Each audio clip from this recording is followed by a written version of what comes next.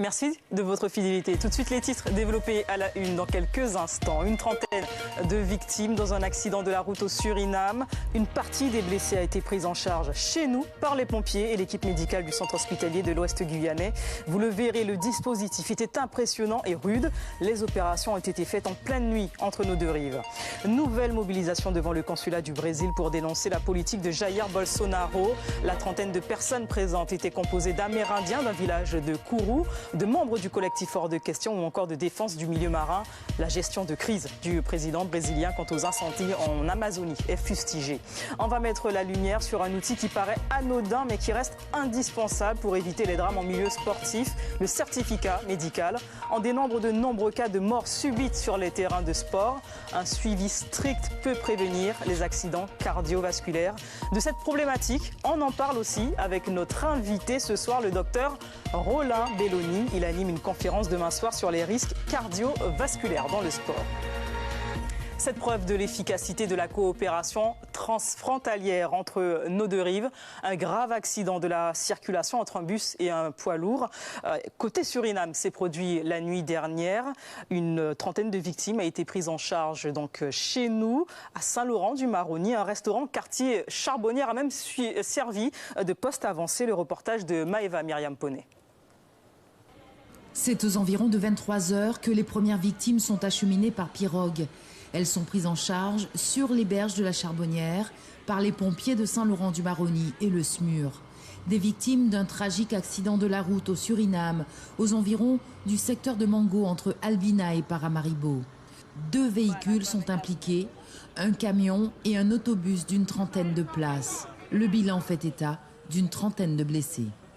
Très vite, un poste médical avancé est installé dans un bar situé sur cette berge où les premiers soins sont prodigués. Nous avons connaissance également qu'il y a des victimes d'une urgence absolue qui se trouvent sur la rive surinamaise. Donc nous avons décidé d'envoyer des équipes de sapeurs-pompiers ainsi que des équipes médicales du CHOG pour leur prise en charge. La difficulté d'une telle opération, tout d'abord, c'est la langue. Nous avons la chance d'avoir des sapeurs-pompiers qui parlent également cette langue, qui a facilité la prise en charge. Mais également, la difficulté que nous avons connue, c'était le fait de traverser en pleine nuit pour prendre en charge ces victimes. Une quinzaine de blessés en urgence absolue sont acheminés à l'hôpital de Paramaribo. Les autres, en urgence relative mais nécessitant des contrôles et des radios, sont transférés au centre hospitalier de Saint-Laurent-du-Maroni. Les voies de liaison uniquement fluviales entre les deux pays ne facilite pas la coopération transfrontalière. Les transports se sont faits en pirogue et donc la difficulté pour les blessés dites en urgence relative, en effet ils ont été transportables, mais on nous a signalé 3 blessés plus sérieusement blessés qui sont en face et là il a fallu en effet envoyer une équipe médicalisée pour faire une évaluation médicale de l'état de ces personnes. Une opération qui a nécessité l'intervention d'une dizaine de véhicules de secours de Saint-Laurent et le SMUR du CHOG. Le plan nombreuses victimes a été déclenché. On parle maintenant de cette mobilisation citoyenne ce matin devant le consulat du Brésil. Pancarte en main, des associations, des représentants de la communauté amérindienne ou encore de partis politiques ont collectivement dénoncé la gestion de crise de Jair Bolsonaro. Conséquence de ces incendies en Amazonie, un rassemblement pacifique et cordial. Une délégation a été reçue par la vice-consul brésilienne Cristiane Bonomo, le président brésilien qui a annoncé aujourd'hui vouloir accepter l'aide seulement si les fonds sont gérés par le Brésil. Thierry Merlin et ses Fiane Deyé était sur place. 2254 km² de forêt amazonienne ont disparu au Brésil en moins de 5 semaines. Une catastrophe écologique que tenaient à dénoncer ce matin devant le consulat du Brésil ces collectifs citoyens. Ils souhaitaient surtout montrer leur indignation face à la politique du président brésilien Jair Bolsonaro.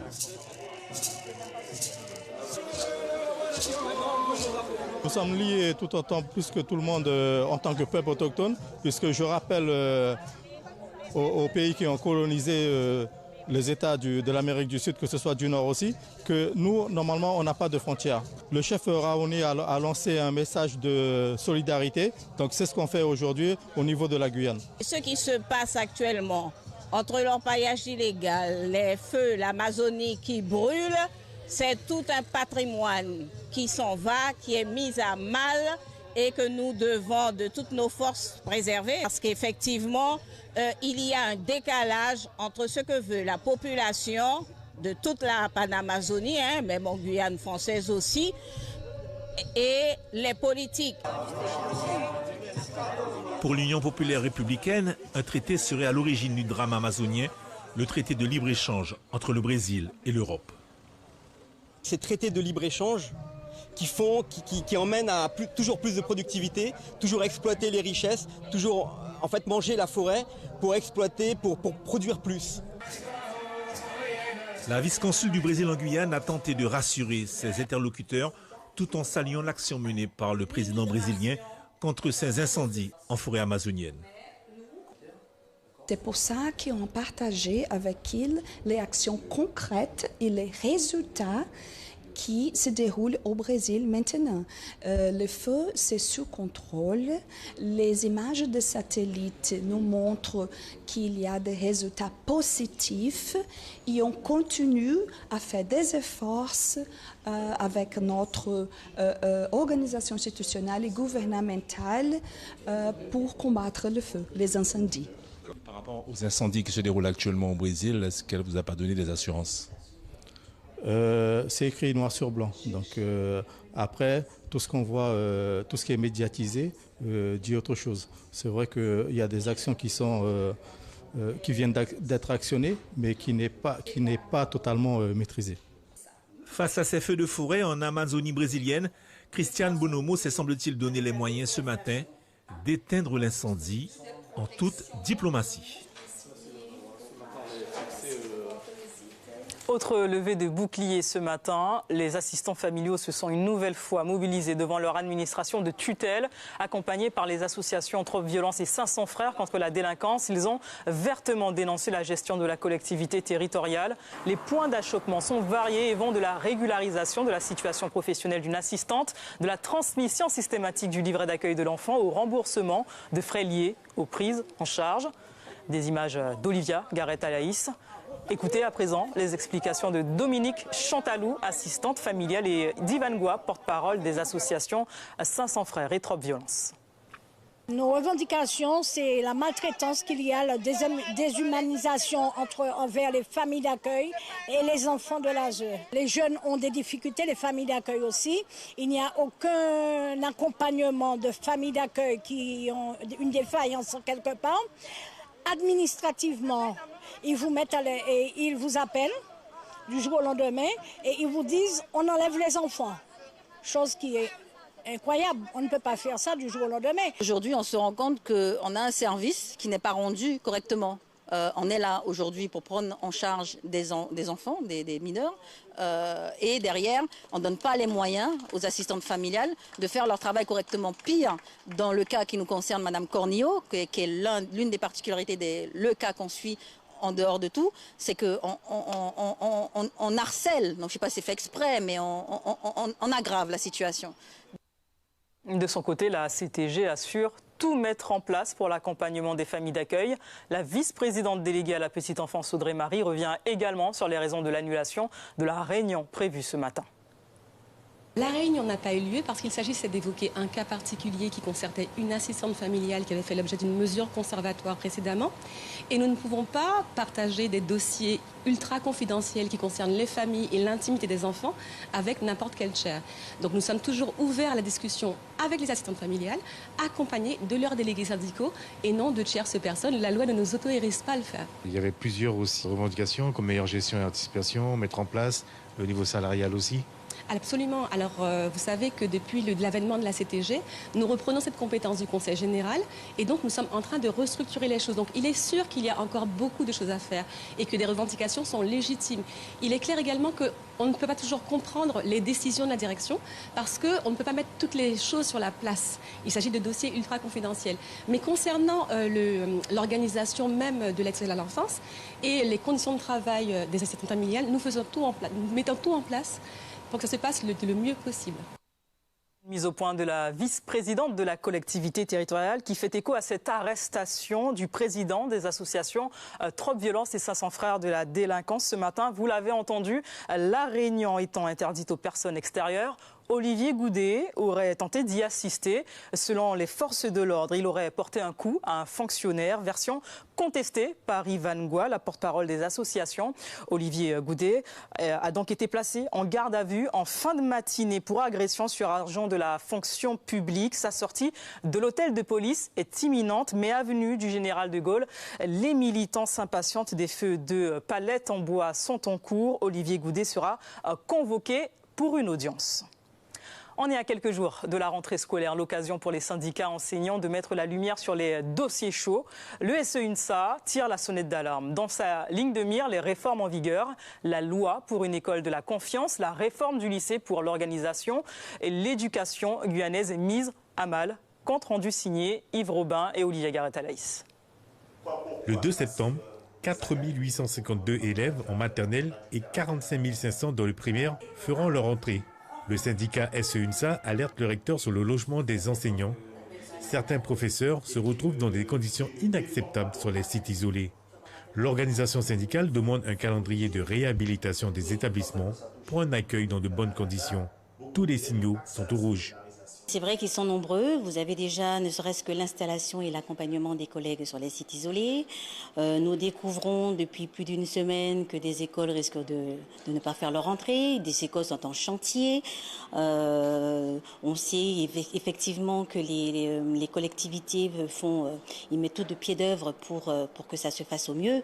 Mais nous restons persuadés au niveau du SEUNSA qu'il n'y aura pas suffisamment de temps d'anticipation pour les personnels afin de s'approprier leur espace, leur salle de classe et tout le matériel qui va avec. La rentrée scolaire 2019-2020 sera marquée par de nouvelles réformes et de nombreux changements. La réforme du bac, les élèves de première commencent à acquérir des points pour leur examen final. À la maternelle, le dédoublement des classes. Le syndicat reste vigilant quant à cette manière de co-enseigner. Ce n'est pas inné de travailler avec quelqu'un, surtout dans le cadre de l'enseignement. Cela nécessite de la formation.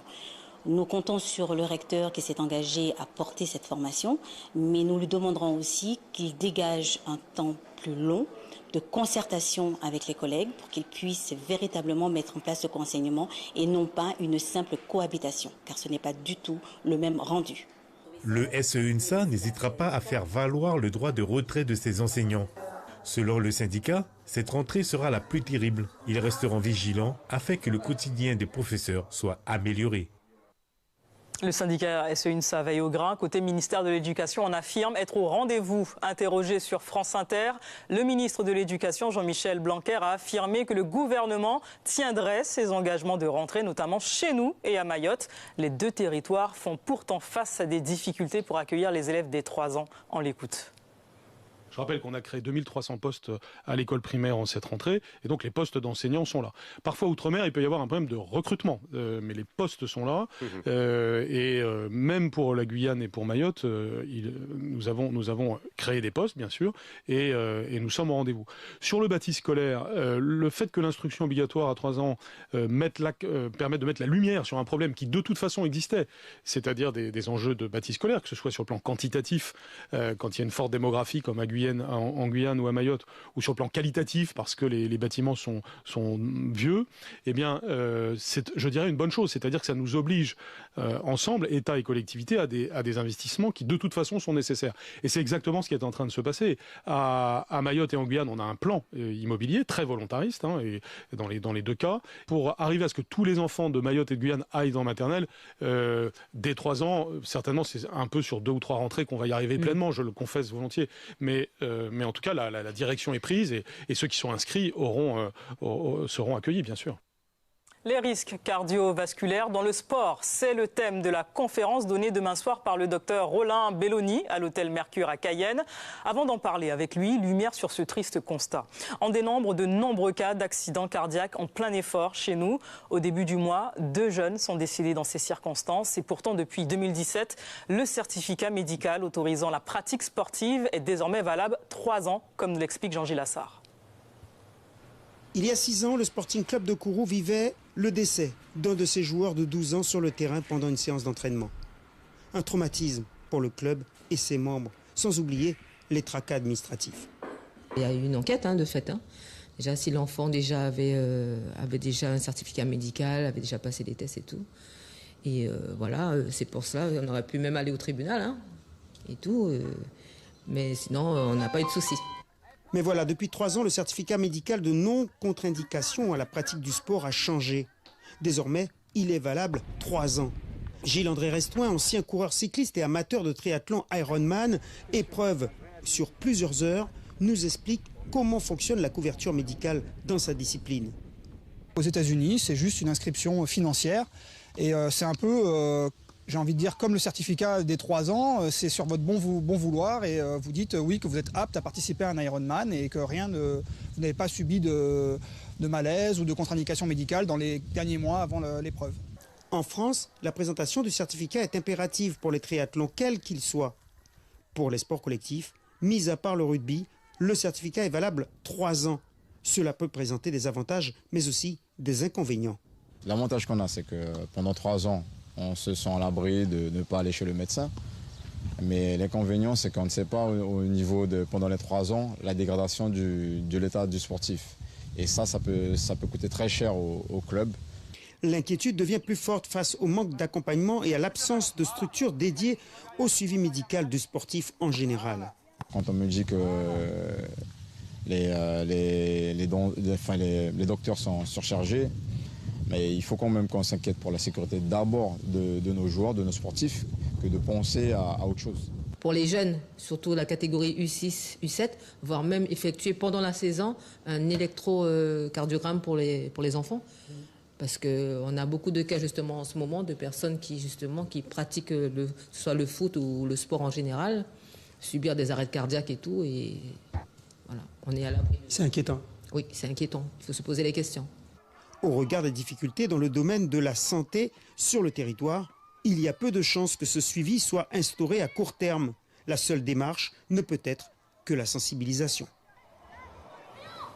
Comme annoncé, le docteur Roland Belloni est notre invité. Bonsoir, merci d'avoir accepté notre invitation. Avant de parler un peu mieux de votre conférence de demain soir, des précisions sur ce qu'est la mort subite du sportif.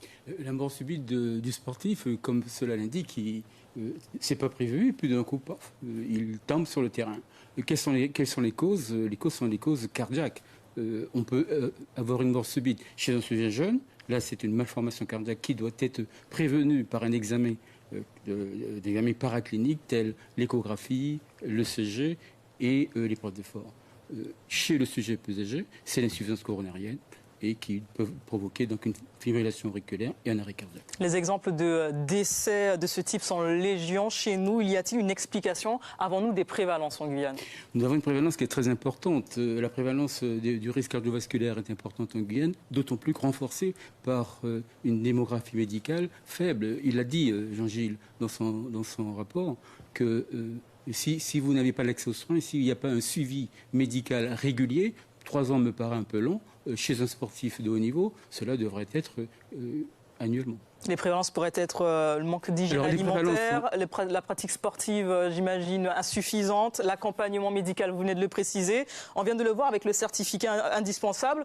Faut-il aller plus loin dans la prise en charge compte tenu de nos, on va dire, de nos prédispositions? Alors, il faut savoir que la prévalence en Guyane est très importante. Quels sont les signes cliniques qui peuvent provoquer donc un problème cardiaque? C'est ce qu'on appelle le syndrome métabolique ou l'insulinorésistance, qui est donc l'hypertension artérielle. 60% de la population a une pression artérielle élevée, 26% a une hypertension artérielle, 32% ont une hyperglycémie, 64% sont obèses. Ça représente ce qu'on appelle un syndrome métabolique qui fait le lit de la maladie cardiovasculaire. Est-ce qu'il y a des études qui prouvent, par exemple, qu'en Guyane, encore un mot sur les prévalences, qu'en Guyane, nous sommes plus sujets à avoir ce type de problème? Alors, avec Pirogue Humanitaire, pendant 15 ans, nous avons sillonné toute la Guyane et nous avons fait donc plusieurs thèses. La thèse d'Elsa Belloni, qui est un prix de thèse sur l'hypertension artérielle en fonction des populations. Le syndrome métabolique par José Segura, qui donne une indication simple aux généralistes, qui lui permet, avec quelques questions, déjà cibler le patient à risque. Donc on sait si des communautés sont plus sujettes à... Oui, Par exemple, chez le Bouchenengue, de par sa génétique, il est plus sujet à l'hypertension artérielle, où ça a été démontré qu'il y a une hormone antidiurétique qui puisse augmenter le volume vasculaire. La conférence que vous allez présider demain va permettre d'aller plus loin dans cette problématique. Qu'est-ce qui a motivé cet état des lieux? Rappelant que vous êtes également médecin fédéral au sein de la Ligue de football. Tout à fait. Quand le président Bafo et la commission d'arbitrage m'a demandé donc de m'occuper à la fois sur le plan médical et observationnel, nous avons fait donc l'analyse des différents résultats et les chiffres sont préoccupants.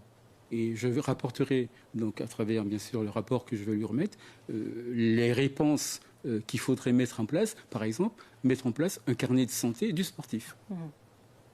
Et notamment dans la communauté sportive, ceux qui encadrent, vous l'avez notamment souligné, que les arbitres sont eux-mêmes sujets à avoir les mêmes problèmes que les sportifs. Tout à fait, les arbitres sont vraiment représentatifs de la population, car ils ont une obligation donc d'avoir une activité physique, mais aussi ils ont une vie privée. Et l'arbitre est vraiment entre le sportif de haut niveau et le sportif du dimanche. Docteur Rollin Belloni, merci d'avoir encore une fois accepté notre invitation. Je rappelle que vous êtes médecin fédéral au sein de la Ligue de football de la Guyane. Vous avez notamment suivi la sélection de football dans ces grandes rencontres. Pour refermer ce journal, voici un outil qui vous sera certainement utile. Le tout premier agenda scolaire guyanais en langue créole, aloukou, français et anglais. L'agenda Takari a été créé par un concept designer, Pinjoko, et l'association Rakaba. Séfiane Deyi est allée à la rencontre des fondateurs. C'est important parce que nous avons besoin que les gens qui allaient à l'école à tel la Guyane aient un bagage qui parler de ce pays, justement. Parce que ça m'a même remarqué, mon enseignant, ça m'a remarqué à qui tout agenda est un agenda qui a sorti d'erreur. Donc c'est important pour nous de montrer qu'il y a un bagage ici, il y a un bagage pour connaître, il y a un bagage pour découvrir. Qui a sous langue pays qui a parlé dans le pays, qui a sous culture pays, qui a sous communion, qui a sous monument. Voilà, il y a un bagage pour connaître. Il y a 5 langues. On dit 5 langues, donc il y a le créole, il y a l'aloukou, il y a le kalinien. On a rajouté le français et l'anglais pour donner, pour toucher le maximum de personnes, parce que c'est pas un agenda qui est dédié uniquement aux créolophones ou aux personnes qui parlent aloukou ou kalinien uniquement. Mais c'est pour toutes les personnes qui sont en Guyane, qui ont envie de s'enrichir, de se réapproprier et de connaître l'histoire et la culture du pays. C'est la fin de votre journal. Merci d'avoir été avec nous. Tout de suite, votre journal météo suivi de 2 magazines. Passion Outre-mer qui fait une halte à Bahia, au Brésil, et votre magazine Archipel. À demain. L'info continue sur les réseaux sociaux et sur notre site internet lapremière.fr.